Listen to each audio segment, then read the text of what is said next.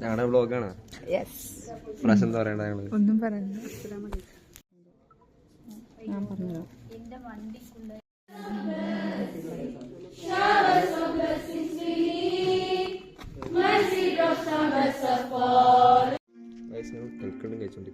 ഇവിടെ തുടങ്ങിയിരിക്കുകയാണ്.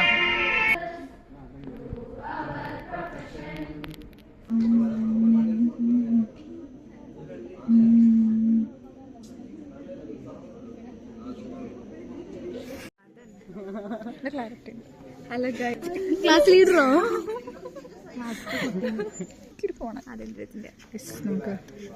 നമസ്കാരം ഗൈസ്. എല്ലാവരും ഇവിടെ ഓരോരോ പരിപാടിയിലാണ് ഗൈസ്. നമുക്ക് പരിപാടി ടാറ്റ.